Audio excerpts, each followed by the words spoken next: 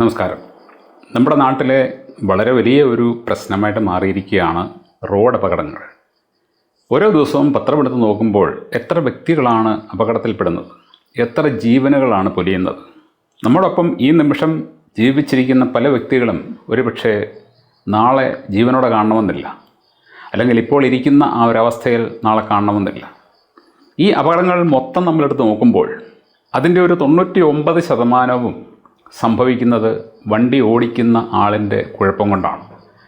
വണ്ടി ഓടിക്കുന്ന വ്യക്തി ശരിയായ രീതിയിൽ വാഹനം ഓടിച്ചു കഴിഞ്ഞാൽ ഈ അപകടങ്ങളിൽ 99% നമുക്ക് ഒഴിവാക്കാൻ പറ്റും. വാഹനങ്ങളുടെ പ്രശ്നം കൊണ്ടോ അല്ലെങ്കിൽ റോഡിൻ്റെ കുഴപ്പം കൊണ്ടോ ഒക്കെ ഉണ്ടാകുന്ന അപകടങ്ങൾ വളരെ വിരളമാണ്. ബാക്കി മൊത്തം ഫിറ്റല്ലാത്ത ആൾക്കാർ, അതായത് വാഹനം ഓടിക്കാൻ ശരിയായ രീതിയിൽ അറിയാൻ വയ്യാത്തവരോ അല്ലെങ്കിൽ വാഹനം ഓടിക്കലിൽ അവർ കാണിക്കുന്ന അശ്രദ്ധയോ അഹങ്കാരമോ ഒക്കെ തന്നെയാണ് അപകടങ്ങൾക്ക് കാരണം. അതുകൊണ്ട് ഈ വീഡിയോയിൽ എന്തുകൊണ്ട്, ഏതൊക്കെ കാരണങ്ങൾ കൊണ്ട് അപകടങ്ങൾ ഉണ്ടാകുന്നു എന്നുള്ളത് വളരെ എളുപ്പമൊന്ന് പറഞ്ഞു പോവുകയാണ്. ദയവ് ചെയ്ത് നിങ്ങളിതൊന്ന് കേൾക്കണം, അനുസരിക്കണം. കാരണം ഇത് നിങ്ങൾക്ക് വേണ്ടിയാണ്. ഇന്ന് ജീവിച്ചിരിക്കുന്ന നമ്മൾ നാളെ ജീവനോടെ ഇരിക്കണമെങ്കിൽ നമ്മൾ നമ്മുടെ ഓരോ പ്രവൃത്തികളിലും പാലിക്കേണ്ട ചില മര്യാദകളുണ്ട്. ആ മര്യാദകൾ നമ്മൾ പാലിക്കാതെ വരുമ്പോഴാണ് ദുരന്തങ്ങൾ ഉണ്ടാകുന്നത്. വാഹനാപകടം ഉണ്ടാകുന്നതിൻ്റെ ഒന്നാമത്തെ പ്രധാന കാരണം അമിത വേഗമാണ്. നമ്മളൊരു റോഡിൽ കൂടി വണ്ടി ഓടിക്കുമ്പോൾ ആ റോഡിൽ കൂടി എത്ര വേഗതയിൽ പോകണമെന്ന് ആരും നമ്മളോട് പറഞ്ഞു തരേണ്ട കാര്യമില്ല. ആ റോഡിൻ്റെ സ്വഭാവം വെച്ച് വണ്ടി ഓടിക്കുന്ന ആൾക്ക് സ്വയം തീരുമാനിക്കാൻ പറ്റുന്നൊരു കാര്യമാണ്. അങ്ങനെയുള്ള ഒരു അസസ്മെൻറ്റ് നടത്താൻ ഓരോ വ്യക്തിക്കും കഴിയണം. നമ്മളൊരു നാട്ടു റോഡിൽ കൂടി, വളവുകളൊക്കെയുള്ള റോഡിൽ കൂടി പോകുമ്പോൾ അവിടെ നമ്മൾ അമിത വേഗത്തിൽ പോയി കഴിഞ്ഞാൽ എന്ത് സംഭവിക്കും എന്നുള്ളത് ഞാൻ പറയാൻ നിങ്ങൾക്കറിയാം. ഏത് റോഡിലാണ് നമുക്ക് 50 കിലോമീറ്ററിൽ പോകാൻ പറ്റുന്നത്, ഏത് റോഡിലാണ് നമുക്ക് 80-ൽ പോകാൻ പറ്റുന്നത്, ഏത് റോഡിലാണ് നമുക്ക് 100-ന് മുകളിൽ പോകാൻ പറ്റുന്നത്, ഇതെല്ലാം നമുക്ക് ആ റോഡ് കാണുമ്പോൾ മനസ്സിലാകും. എന്നാൽ ഞാൻ ഏത് റോഡിൽ 100-ന് മുകളിൽ പോകുമെന്നൊരു വ്യക്തി ചിന്തിച്ചു കഴിഞ്ഞാൽ ആ വ്യക്തി ഉറപ്പായിട്ടും 100% ഒരു ദിവസം ചെന്ന് ദുരന്തത്തിൽ വീഴും. ഒരു സംശയമില്ലാത്ത കാര്യമാണ്. ഇപ്പോൾ ആരെങ്കിലും അത്തരത്തിൽ അഹങ്കാരത്തിൽ ചിന്തിക്കുന്നുണ്ടെങ്കിൽ നിങ്ങളൊരു പക്ഷേ പലവട്ടം അപകടം ഒഴിഞ്ഞ് രക്ഷപ്പെട്ട് കാണും. പക്ഷേ അനിവാര്യമായത് നിങ്ങളെ കാത്ത് എവിടെ ഇരിപ്പുണ്ട്. അതുകൊണ്ട് ഓരോ റോഡും നമ്മൾ അസസ് ചെയ്ത് ആ റോഡിൽ ഓടിക്കാൻ പറ്റുന്ന സുരക്ഷിതമായ വേഗതയിൽ മാത്രമേ വാഹനം ഓടിക്കാവൂ. അതേപോലെ തന്നെ നമ്മൾ റോഡിൽ കൂടി പോകുമ്പോൾ അമിത വേഗത്തിൽ പോകരുത് എന്ന് പറയുന്നത് പോലെ തന്നെ വളരെ പതിയെയും പോകാൻ പാടില്ല.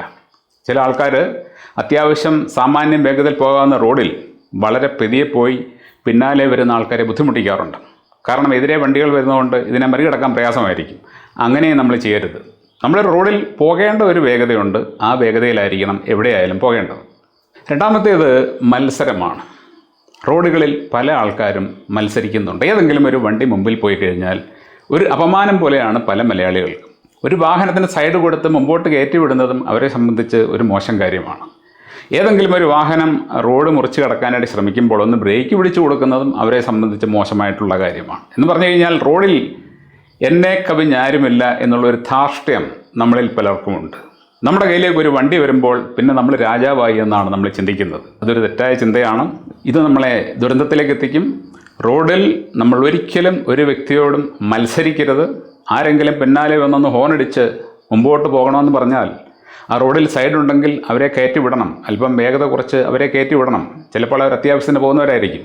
അങ്ങനെ ഒരു വണ്ടി നമ്മുടെ മുമ്പിലേക്ക് കയറി പോകുമ്പോൾ അതൊരു കുറച്ചിലായിട്ട് കണ്ട് അതിനെ മറികടക്കാനായിട്ട് നമ്മൾ ശ്രമിക്കരുത്. ഇങ്ങനെയൊക്കെയുള്ള പ്രവൃത്തികൾ പൂർണ്ണമായിട്ടും നമ്മൾ റോഡിൽ ഒഴിവാക്കണം. റോഡ് സഞ്ചരിക്കാനുള്ളതാണ്, മത്സരിക്കാനുള്ളതല്ല.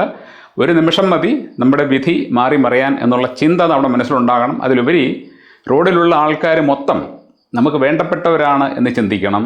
അതേപോലെ തന്നെ റോഡിൽ വാഹനം ഓടിക്കുന്ന ആൾക്കാരെല്ലാവരും ഒരേപോലെ ഭ്രാന്തന്മാരാണ് എന്ന് ചിന്തിക്കണം. കാരണം അപ്പോൾ മാത്രമേ നമുക്ക് ഒരു കെയറും അതുപോലെ തന്നെ സ്നേഹവും ഉണ്ടാവുകയുള്ളൂ. എല്ലാ ആൾക്കാരും സുരക്ഷിതമായിട്ട് വണ്ടി ഓടിക്കുന്നവരാണ് എന്ന് നമ്മൾ കരുതി കഴിഞ്ഞാൽ അത് നമ്മളെ അപകടത്തിലെത്തിക്കും. എല്ലാ ആൾക്കാരും നമ്മുടെ ശത്രുക്കളാണെന്ന് കരുതിയാൽ അപ്പോഴും നമ്മളെ അത് അപകടത്തിലെത്തിക്കും. മൂന്നാമതായിട്ട് നമ്മൾ റോഡുകളിൽ സൂക്ഷിക്കേണ്ടത് വളവുകളെയാണ്.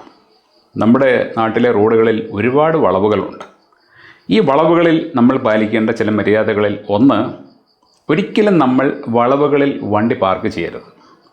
റോഡ് ഒരു വളവ് തിരിഞ്ഞ് ചെല്ലുമ്പോൾ ഒരുപക്ഷെ എതിരെ വരുന്ന ആൾക്ക് ആ വളവിൽ ഏതെങ്കിലും ഒരു വ്യക്തി വണ്ടി നിർത്തിയിട്ടുണ്ടോ എന്നറിയാൻ പറ്റില്ല. അയാൾ വണ്ടി ഓടിച്ചു വരുമ്പോൾ അയാൾക്കെതിരെ മറ്റൊരു വണ്ടി വന്നു കഴിഞ്ഞാൽ ചിലപ്പോൾ ഈ വണ്ടി അവിടെ കിടക്കുന്നത് കൊണ്ട് രണ്ടുപേർക്കും സൈഡ് കിട്ടിയില്ലെന്ന് വരും, അപകടമുണ്ടാകാനുള്ള സാധ്യതയുണ്ട്. അതുകൊണ്ട് നമ്മൾ വളവുകളിൽ വണ്ടി പാർക്ക് ചെയ്തത് അതേപോലെ തന്നെ നമ്മൾ വളവുകളിൽ ഒരിക്കലും മറ്റൊരു വാഹനത്തെ മറികടക്കരുത്. നമ്മുടെ നാട്ടിലെ ചെറുപ്പക്കാരൊക്കെ സ്കൂട്ടറോ ബൈക്കോ ഒക്കെ വലിയ വേഗതയിൽ ഓടിച്ചു വന്ന് വളവുകൾ വളരെ അലക്ഷ്യമായിട്ട് തിരിയാറുണ്ട്. അവർ 60-ലോ 70-ലോ ഒക്കെ വന്ന് അല്പം പോലും വേഗത കുറയ്ക്കാതെയാണ് തിരിയുന്നത്. അങ്ങനെ അവർ തിരിയുന്ന സമയത്ത് അതേപോലെ തന്നെ വേഗതയിൽ എതിരെ മറ്റൊരു വണ്ടി വന്നു കഴിഞ്ഞാൽ എന്ത് സംഭവിക്കും? നമ്മുടെ നാട്ടിൽ ഈ അടുത്തിടെയായിട്ട് സ്ഥിരമായിട്ട് കേൾക്കുന്നുണ്ട്, 2 വീലറുകൾ തമ്മിൽ കൂട്ടിയിടിച്ച ആൾക്കാർ മരിച്ചു വന്നു. സ്കൂട്ടറും ബൈക്കും തമ്മിൽ കൂട്ടിയിടിക്കുക. ഒരു സ്കൂട്ടറിന് പോകാൻ എത്ര സ്ഥലം വേണം? എന്നിട്ടും കൂട്ടിയിടിക്കുന്നു. അതിനർത്ഥം ഇവർ റോഡിൻ്റെ നടുവിൽ കൂടി വന്ന് വളവ് തിരിയുന്നതാണ്. റോഡിൻ്റെ നടുവിൽ കൂടി മാത്രമേ എല്ലാവരും വണ്ടി ഓടിക്കത്തുള്ളൂ. എതിരെ ഒരു വണ്ടി വരാനുള്ള സാധ്യത ഉണ്ടെന്ന് ചിന്തിക്കുന്നില്ല. അമിത വേഗത്തിൽ വരുന്നതുകൊണ്ട് ബ്രേക്ക് പിടിക്കാനോ ഒഴിഞ്ഞു മാറാനോ പറ്റുന്നില്ല. അതുകൊണ്ട് വളവുകളിൽ നമ്മൾ എപ്പോഴും വളരെ കരുതലെടുക്കണം. കൊടും വളവുകളിൽ ഉറപ്പായിട്ടും ഹോൺ കൊടുക്കണം. എതിരെ വണ്ടി വരുന്നുണ്ടെങ്കിൽ അവർക്കൊരു ഇൻറ്റിമേഷൻ കൊടുക്കുകയാണ്. അതുപോലെ തന്നെ നമ്മൾ വളവുകളിൽ എപ്പോഴും പരമാവധി ഇടതുവശം ചേർന്ന് മാത്രമേ തിരിയാവൂ. ഒരു കാരണവശാലും ശരി ഓവർടേക്ക് ചെയ്യാനും പാടില്ല വളവുകൾ. അതേപോലെ നമ്മൾ റോഡിൽ സൂക്ഷിക്കേണ്ട ഒരു സാഹചര്യമാണ്, ഒരു ബസ് സ്റ്റോപ്പിൽ നിർത്തി ആൾക്കാരെ ഇറക്കുകയാണ്. നമ്മൾ ആ വാഹനത്തിൻ്റെ പിന്നാലെ വരുന്നു, ബസ് നിർത്തിയിട്ടിരിക്കുന്നതുകൊണ്ട് നമുക്കതിനെ മറികടക്കാൻ പറ്റും. പക്ഷേ അങ്ങനെ നമ്മൾ മറികടക്കുമ്പോൾ ആ ബസ്സിൻ്റെ മുമ്പിലുള്ള റോഡ് നമുക്ക് കാണാൻ പറ്റുന്നില്ലെന്നുണ്ടെങ്കിൽ വളരെ കെയർഫുള്ളായിട്ട് മാത്രമേ മറികടക്കാവൂ.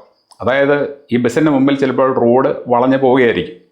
നമ്മളതിൻ്റെ പിന്നിലൂടെ വരുമ്പോൾ നമുക്ക് ബസ് കാണാം, ബസ്സിൻ്റെ ഫ്രണ്ട് അല്ലെങ്കിൽ അങ്ങോട്ടുള്ള റോഡ് കാണാൻ പറ്റില്ല. അങ്ങനെ റോഡ് കാണാൻ പറ്റാത്തിടത്ത് വണ്ടി നിർത്തിയിട്ടിരിക്കുകയാണ്, അതുകൊണ്ട് മറികടക്കാമെന്ന് കരുതി വന്ന വേഗത്തിൽ മറികടക്കരുത്. നമ്മൾ കരുതലോടെ മാത്രമേ മറികടക്കുക. കാരണം എതിരെ മറ്റൊരു വണ്ടി വരാനുള്ള സാധ്യതയുണ്ട്. ചിലപ്പോൾ ഒരു ബസ് തന്നെ വരാൻ സാധ്യതയുണ്ട്. നമ്മൾ ഈ ബസ്സിനെ മറികടക്കുന്ന സമയത്ത് എതിരെ ഒരു ബസ് വന്നു കഴിഞ്ഞാൽ നമ്മൾ അങ്ങോട്ട് പോകും. അപ്പോൾ ഇടി ഉറപ്പാണ്. അതുപോലെ തന്നെ എതിരെ വരുന്നവരും ഈ ബസ് നിർത്തിയിട്ടിരിക്കുന്നതിന് എതിരെ വരുന്ന ആൾക്കാരും ആ ഒരു കരുതൽ മനസ്സിലുണ്ടായിരിക്കണം. നിങ്ങളുടെ സൈഡിലാണ് നിങ്ങൾ വരുന്നത്, പക്ഷേ ഈ നിർത്തിയിട്ടിരിക്കുന്ന ബസ്സിനെ ആരെങ്കിലും മറികടന്ന് വരാനുള്ള ഒരു സാധ്യത ഉണ്ട് എന്ന് മനസ്സിലാക്കിക്കൊണ്ട് അല്പം കെയർഫുള്ളായിട്ട് മാത്രമേ അങ്ങനെയുള്ളിടത്ത് വണ്ടി ഓടിക്കാവൂ. പിന്നെ ശ്രദ്ധിക്കേണ്ട ഒരു കാര്യം, നമ്മൾ ചെറിയ റോഡിൽ നിന്നും വലിയ റോഡിലേക്ക് കയറുമ്പോൾ വാഹനം നിർത്തി 2 വശത്തേക്ക് നോക്കി മറ്റു വണ്ടികളൊന്നും വരുന്നില്ല എന്നുറപ്പായ ശേഷം മാത്രമേ പ്രധാന റോഡിലേക്ക് കയറാവൂ. ഒരുപാട് അപകടങ്ങൾ ഇക്കാര്യത്തിൽ ശ്രദ്ധ പുലർത്താത്തത് കൊണ്ട് സംഭവിച്ചിട്ടുണ്ട്. അതായത് സബ് റോഡിൽ നിന്നും മെയിൻ റോഡിലേക്ക് അലക്ഷ്യമായിട്ട് കയറുക. അവരങ്ങനെ കയറുമ്പോഴായിരിക്കും ഒരു വാഹനം അതിവേഗത്തിൽ നേരെ വരുന്നത്. അത് വന്നിടിക്കും. അവിടെ വേറെ രക്ഷയൊന്നുമില്ല. അപ്പോൾ ഒരു കാരണവശാലും ശരി നമ്മൾ സബ് റോഡിൽ നിന്ന് മെയിൻ റോഡിലേക്കോ വീട്ടിൽ നിന്നും റോഡിലേക്കോ ഒക്കെ ഇറങ്ങുമ്പോൾ 2 സൈഡിൽ നിന്നും വണ്ടി വരുന്നില്ല എന്നുറപ്പാക്കിയ ശേഷം മാത്രമേ നമ്മൾ വണ്ടി ഇറക്കാവൂ. അതേപോലെ തന്നെ T ജംഗ്ഷനുകൾ, നമ്മളൊരു T ജംഗ്ഷനിലേക്ക് പോകുകയാണെന്നുണ്ടെങ്കിൽ അവിടെ ചെന്ന് നമ്മൾ വാഹനം നിർത്തി 2 വശത്തും മറ്റു വാഹനങ്ങളൊന്നും ഇല്ല എന്നുറപ്പാക്കിയ ശേഷം മാത്രമേ ആ ജംഗ്ഷൻ ക്രോസ് ചെയ്യാവൂ, അല്ലെങ്കിൽ ഇടത്തോട്ടോ വലത്തോട്ടോ തിരിയാവൂ. പിന്നെയുള്ളത് ഇൻഡിക്കേറ്ററിൻ്റെ ഉപയോഗമാണ്. പല ആൾക്കാരും പലപ്പോഴും ഇൻഡിക്കേറ്റർ കൃത്യമായിട്ട് ഉപയോഗിക്കാറില്ല. ഇപ്പോൾ നമ്മളൊരു റോഡിൽ കൂടി പോവുകയാണ്, ഒരു 10 മീറ്റർ കഴിഞ്ഞാൽ നമുക്ക് വലത്തോട്ട് തിരിയണം. നമ്മൾ ആ വളവിൻ്റെ അടുത്തെത്തുമ്പോഴല്ല ഇൻഡിക്കേറ്റർ ഉണ്ട്, അല്പം മുമ്പ് തന്നെ ഇടണം. അതായത് ആ വളവ് എത്തുന്നതിന് ഒരല്പസമയം മുമ്പ്, ഒരു 10 മീറ്റർ മുമ്പെങ്കിലും 10-15 മീറ്റർ മുമ്പ് നമ്മൾ ഇൻഡിക്കേറ്റർ ഇട്ട് കഴിഞ്ഞാൽ പിന്നിൽ വരുന്ന വണ്ടിക്കും മനസ്സിലാവും, മുമ്പിൽ വരുന്ന വണ്ടികൾക്കും മനസ്സിലാവും ഈ വാഹനം അങ്ങോട്ട് തിരിയാനുള്ളതാണ്. ചില ആൾക്കാർ ചെയ്യുന്നത് ആ വളവിൻ്റെ തൊട്ടടുത്തെത്തി പെട്ടെന്ന് ഇൻഡിക്കേറ്റർ ഇടും, വലത്തോട്ട് തിരിയും അല്ലെങ്കിൽ ഇടത്തോട്ട് തിരിയും. പലപ്പോഴും വലിയ അപകടങ്ങൾ ഉണ്ടാവാറുണ്ട്. അതേപോലെ തന്നെ ചില ആൾക്കാർ അബദ്ധം പറ്റി വലത്തോട്ട് പോകുന്നതിന് പകരം ഇടത്തോട്ട് ഇൻഡിക്കേറ്റർ ഇട്ടിട്ട് വലത്തോട്ട് തിരിയാറുണ്ട്. അങ്ങനെയുള്ള അബദ്ധങ്ങളൊന്നും വാഹനത്തിൽ കാണിക്കരുത്. അതേപോലെ മറ്റു ചില ആൾക്കാർ ഇൻഡിക്കേറ്റർ ഇട്ട ശേഷം അത് ഓഫാക്കാൻ മറന്നു പോകും. ചില വണ്ടികൾക്ക് ഓട്ടോ ഓഫില്ല. അപ്പോൾ അയാൾ വലത്തോട്ട് തിരിയാൻ വേണ്ടിയിട്ട് ഇൻഡിക്കേറ്റർ അങ്ങനെ ഇട്ടുകൊണ്ട് തന്നെ നേരെ പോകും. പിന്നാലെ ഒരു വണ്ടി പോകുന്നുണ്ടെങ്കിൽ ഇയാൾ എപ്പോഴാണ് തിരിയുന്നതെന്ന് ഓർത്തുകൊണ്ട് പിന്നാലെ പോകും. പക്ഷേ അയാൾ അബദ്ധം പറ്റി ഇൻഡിക്കേറ്റർ ഇട്ടിരിക്കുകയാണ്. അതുകൊണ്ട് ഇൻഡിക്കേറ്ററുകളുടെ ഉപയോഗം നമ്മൾ എപ്പോഴും കൃത്യമായിട്ട് തന്നെ ചെയ്യണം. അതിൽ നമ്മൾ അബദ്ധം കാണിച്ചു കഴിഞ്ഞാൽ അതുമൂലം നമുക്ക് അപകടമുണ്ടാകാം, പിന്നിൽ വരുന്ന വണ്ടികൾക്കും അപകടമുണ്ടാകാം. പിന്നെയുള്ളത് വാഹനങ്ങൾ തമ്മിലുള്ള ഒരു അകലമാണ്. നമ്മൾ റോഡിൽ കൂടി വണ്ടി ഓടിച്ച് പോകുമ്പോൾ നമ്മുടെ മുമ്പിൽ പോകുന്ന ഒരു വാഹനമുണ്ടെങ്കിൽ ആ വാഹനവുമായിട്ട് നമ്മളൊരു സുരക്ഷിതമായ അകലം പാലിക്കണം. ഇത് പല ആൾക്കാരും ശ്രദ്ധിക്കാറില്ല. അതുകൊണ്ട് എന്ത് സംഭവിക്കുന്നു? മുമ്പിൽ പോകുന്ന വാഹനം പെട്ടെന്നൊന്ന് ബ്രേക്ക് പിടിച്ചാൽ വേഗതയിലാണ് 2 വണ്ടികളും പോകുന്നതെങ്കിൽ ഇടി ഉറപ്പാണ്, ചെന്നിടിച്ച് കയറും. ഈ അടുത്ത സമയത്തും അങ്ങനെ ഒരു അപകടം നടന്നു. അതുകൊണ്ട് നമ്മൾ നമ്മുടെ മുമ്പിൽ പോകുന്ന വാഹനവും നമ്മളും തമ്മിൽ ഒരു സുരക്ഷിത അകലമായിട്ട് സൂക്ഷിക്കേണ്ട ഒരു മാനദണ്ഡം അല്ലെങ്കിൽ കരുതേണ്ട ഒരു മാനദണ്ഡം എന്ന് പറയുന്നത്, ഫ്രണ്ടിൽ പോകുന്ന വണ്ടിയുടെ ബാക്ക് സൈഡിലെ ടയർ നമുക്ക് കാണാൻ പറ്റണം. നമ്മുടെ മുമ്പിൽ ഇപ്പോൾ ഒരു കാറ് പോകുന്നുണ്ട് അല്ലെങ്കിൽ ഒരു ബസ് പോകുന്നുണ്ടെങ്കിൽ അതിൻ്റെ ബാക്ക് സൈഡിലെ ടയർ നമുക്ക് നമ്മുടെ വണ്ടിയിലിരുന്ന് കാണാൻ പറ്റുന്നുണ്ടെങ്കിൽ നമ്മൾ ഏകദേശം സുരക്ഷിതമായ ഒരു അകലത്തിലാണ്. അതേപോലെ തന്നെ വേഗതയിൽ പോകുന്ന സമയത്ത് ഒരു കാരണവശാലും ശരി നമ്മൾ തൊട്ടടുത്തായിട്ട് വണ്ടി ഓടിക്കാൻ പാടില്ല. എന്തെങ്കിലും കാരണവശാൽ ഒരു തടസ്സമുണ്ടായി ഫ്രണ്ടിൽ പോകുന്ന വണ്ടി ബ്രേക്ക് ഒഴിച്ചാൽ നമുക്ക് വണ്ടി നിയന്ത്രിച്ച് നിർത്താൻ പറ്റുന്ന സുരക്ഷിതമായ അകലത്തിൽ മാത്രമേ നമ്മൾ പോകാവൂ. പിന്നെയുള്ളത് രാത്രി യാത്രയാണ്. രാത്രി യാത്ര പറ്റുമെങ്കിൽ നമ്മൾ ഒഴിവാക്കണം. രാത്രി യാത്ര ചെയ്യാനുള്ള സമയമല്ല, രാത്രി ജോലി ചെയ്യാനുള്ള സമയമല്ല. ഇതെല്ലാം ഇപ്പോൾ മാറി എങ്കിലും ഞാൻ പറയുകയാണ്, രാത്രി വിശ്രമിക്കാനുള്ള സമയമാണ്, ഉറങ്ങാനുള്ള സമയമാണ്. അപ്പോൾ നമ്മുടെ ശരീരം വിശ്രമം ആവശ്യപ്പെടുന്ന ആ സമയത്ത് നമ്മൾ വാഹനം ഓടിച്ചു കഴിഞ്ഞാൽ നമ്മുടെ ശരീരത്തിൻ്റെ സ്ട്രെസ്സ് കൂടുകയാണ്. ശരീരം ഉറങ്ങാൻ ആഗ്രഹിക്കുന്നു, പക്ഷേ നമ്മളതിന് അനുവദിക്കാതെ അതിനെക്കൊണ്ട് ജോലി എടുപ്പിക്കുകയാണ്. അങ്ങനെ ജോലി എടുപ്പിക്കുമ്പോൾ ശരീരത്തിൻ്റെ സ്ട്രെസ്സ് കൂടുന്നു. അങ്ങനെ സ്ട്രെസ്സോടുകൂടി വണ്ടി ഓടിക്കുമ്പോൾ അപകടമുണ്ടാകാനുള്ള സാധ്യത കൂടുതലാണ്. പ്രത്യേകിച്ചും രാത്രിയിൽ വെളിച്ചത്തിൻ്റെ പ്രശ്നമുണ്ട്, എതിരെ വരുന്ന വണ്ടികളുടെ ലൈറ്റ് നമുക്ക് ഡിസ്റ്റർബൻസ് ഉണ്ടാക്കും, പലതരത്തിലുള്ള പ്രശ്നങ്ങളുണ്ട്. അതുകൊണ്ട് രാത്രി യാത്ര അനിവാര്യമാണെങ്കിൽ മാത്രം ചെയ്യുക, അനാവശ്യമായിട്ട് ഒരിക്കലും രാത്രിയിൽ യാത്ര ചെയ്യാതിരിക്കുക. അടുത്തതായിട്ട് നമ്മൾ ശ്രദ്ധിക്കേണ്ട ഒരു വിഷയം, ഒരു വാഹനം നിർത്തിയിട്ടിരിക്കുകയാണ്. അത് വീട്ടിലായിക്കോട്ടെ, ഗ്യാരേജിലായിക്കോട്ടെ, എവിടെയും ആയിക്കോട്ടെ. ആ വണ്ടി പുറത്തേക്ക് എടുക്കാൻ വേണ്ടി ഒരാൾ ആ വണ്ടിയിൽ കയറി സ്റ്റാർട്ട് ചെയ്യുന്ന സമയത്ത് ഒരു കാരണവശാലും ശരി ആ വാഹനത്തിൻ്റെ മുമ്പിലോ പിമ്പിലോ പോയി നിൽക്കരുത്.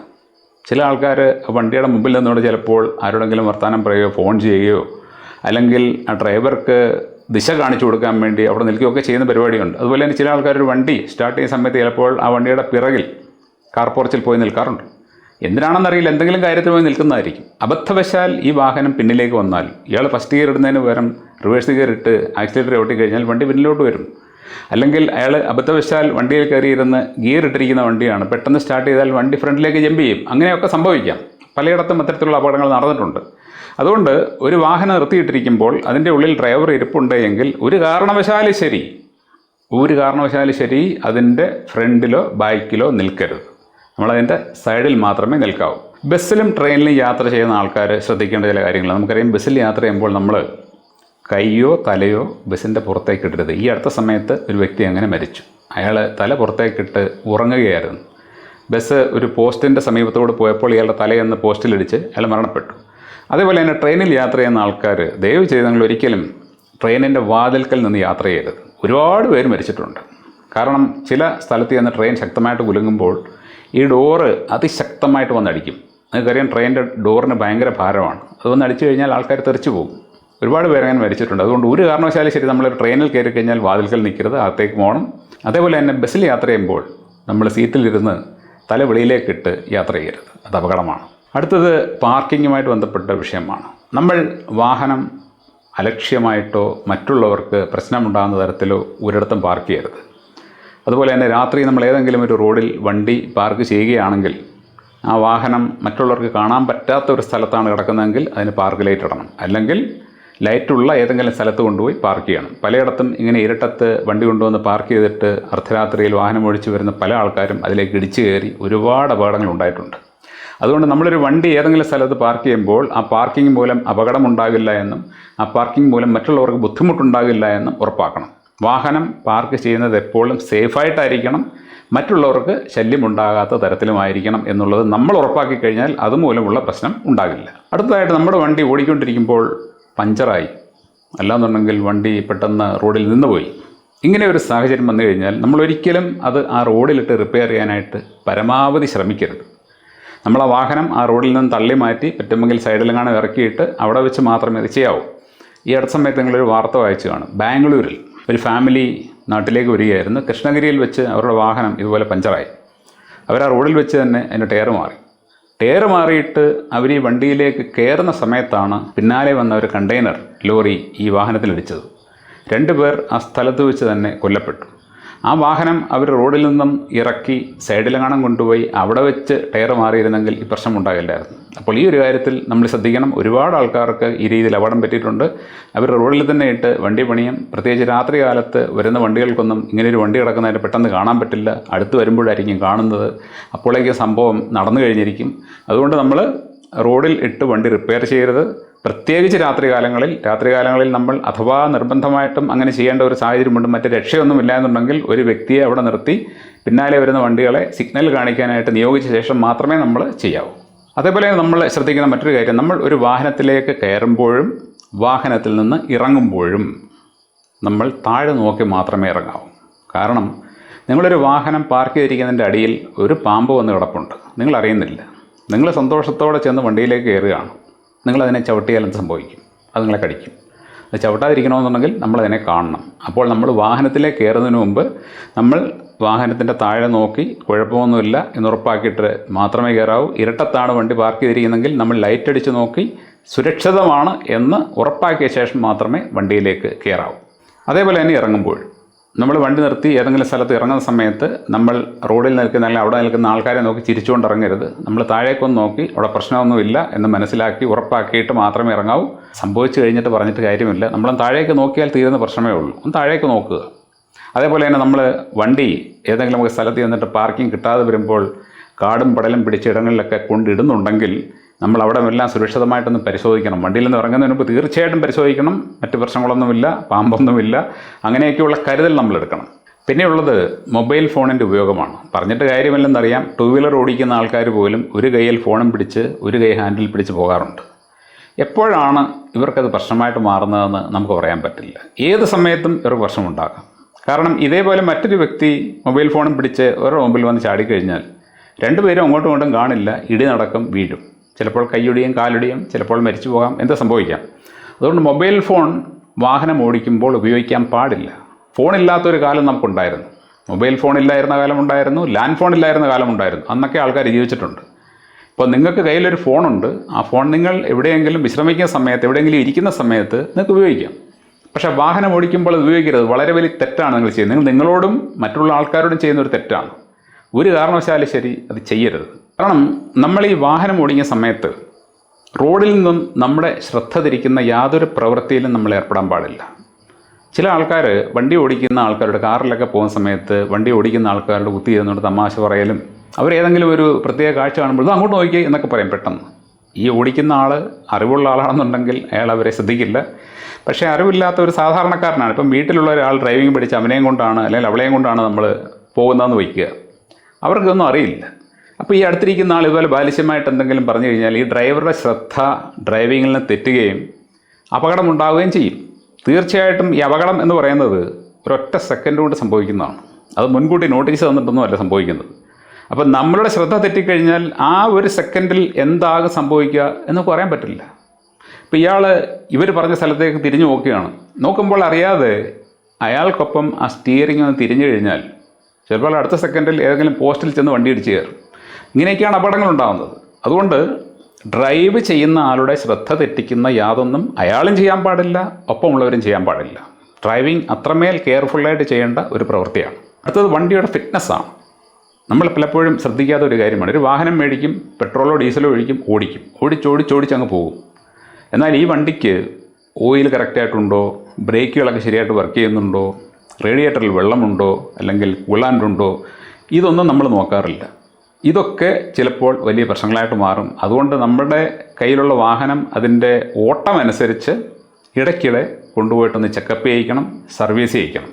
സ്ഥിരമായിട്ട് ഓടുന്ന വണ്ടികളാണെന്നുണ്ടെങ്കിൽ ഒരു 5000-6000 കിലോമീറ്റർ ഓടുമ്പോഴെങ്കിലും ഒന്ന് വർക്ക്ഷോപ്പിൽ കൊണ്ടുചെന്ന് കാണിക്കണം.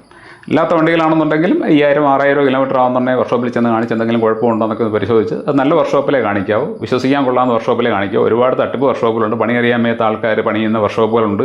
ഒരു കുഴപ്പമില്ലാത്ത വണ്ടി കൊണ്ട് കൊടുത്തു കഴിഞ്ഞാൽ അവർ പണി ഉളവാക്കി തരും, ചില ആശുപത്രികളെ പോലെ. അങ്ങനെയുള്ളത് കൊടുക്കരുത്. വിശ്വസിക്കാവുന്ന നല്ല വർക്ക്ഷോപ്പിൽ കൊടുത്ത് അല്പം പൈസ കൂടിയാൽ പോലും ശരി, അങ്ങനെയുള്ളിടത്ത് കൊടുത്ത് മാത്രമേ നമ്മളത് ചെയ്യിക്കാവൂ.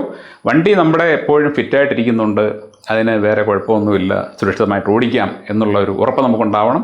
പ്രത്യേകിച്ച് ടയറുകളുടെയൊക്കെ കണ്ടീഷൻ നമ്മൾ കൂടെ പരിശോധിക്കേണ്ടതാണ്. ഏറ്റവും ഒടുവിലേ പറയാനുള്ളത്, വാഹനം ഓടിക്കുന്ന വ്യക്തി ശാരീരികമായിട്ടും മാനസികമായിട്ടും ഫിറ്റായിരിക്കണം. ശാരീരിക മാനസിക ഫിറ്റ്നസ് ഇല്ലാത്തവർ വണ്ടി ഓടിക്കാൻ പാടില്ല. നമ്മുടെ മനസ്സ് കലുഷിതമാണെങ്കിൽ നമ്മൾ ഒരു കാരണവശാലും ശരി വണ്ടി ഡ്രൈവ് ചെയ്തെങ്ങും പോകരുത്. അഥവാ അങ്ങനെ പോകുന്നുണ്ടെങ്കിൽ നമ്മൾ ആ കാലുഷ്യമെല്ലാം കളഞ്ഞ ശേഷം മാത്രമേ ചെയ്യാവൂ. ശാരീരികമായിട്ട് നമുക്ക് എന്തെങ്കിലും ബലഹീനത ഉണ്ടെങ്കിൽ അപ്പോഴും നമ്മൾ വണ്ടി ഓടിക്കരുത്. ഈ അടുത്ത സമയത്ത് നമ്മൾ കേട്ടൊരു വാർത്തയാണ്. തിരുവനന്തപുരത്ത് വെച്ച് കോഴിക്കോട്ട് നിന്ന് പോയ ഒരു വരനും വധുവും, അവർ കല്യാണം കഴിച്ചിട്ട് ഏതാണ്ട് 2-3 മാസമായിട്ടുള്ളൂ. അവർ തിരുവനന്തപുരം കാണാൻ വേണ്ടി പോയതാണ്. അവർ ഫുട്പാത്തിലൂടെ നടന്നു പോകുമ്പോൾ ഒരു കാർ അവരുടെ ഇടയിലേക്ക് ഇരച്ചു കയറി. ആ പെൺകുട്ടി സ്ഥലത്ത് വെച്ച് തന്നെ കൊല്ലപ്പെട്ടു. പയ്യൻ പരിക്ക് പറ്റിയ ആശുപത്രിയിലാണ്. മറ്റ് പലർക്കും അവിടെ വെച്ച് പരിക്ക് പറ്റിയത്. സംഭവിച്ചത്, ഈ വാഹനം ഓടിച്ച ആൾക്ക് ഏതാണ്ട് 75-76 വയസ്സുണ്ട്.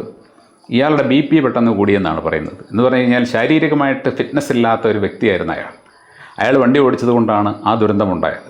അതുകൊണ്ട് നമ്മൾ വാഹനം ഓടിക്കുമ്പോൾ നമുക്ക് ഏതെങ്കിലും തരത്തിലുള്ള ശാരീരിക പ്രശ്നങ്ങളുണ്ട്, നമുക്ക് ഇങ്ങനെയൊക്കെയുള്ള പ്രശ്നങ്ങൾ ഉണ്ടാകാനുള്ള സാധ്യതയുണ്ട്, നമുക്ക് രോഗങ്ങളുണ്ട്, നമ്മൾ മരുന്ന് കഴിക്കുന്ന ആളാണ്, ഇങ്ങനെയൊക്കെയുള്ള സാഹചര്യത്തിൽ നമ്മൾ വാഹനം ഓടിക്കരുത്. വാഹനം ഓടിക്കുന്ന ആൾക്ക് ആരോഗ്യം, പെർഫെക്റ്റായിട്ടുള്ള ആരോഗ്യം ഉറപ്പായിട്ടും ഉണ്ടായിരിക്കണം.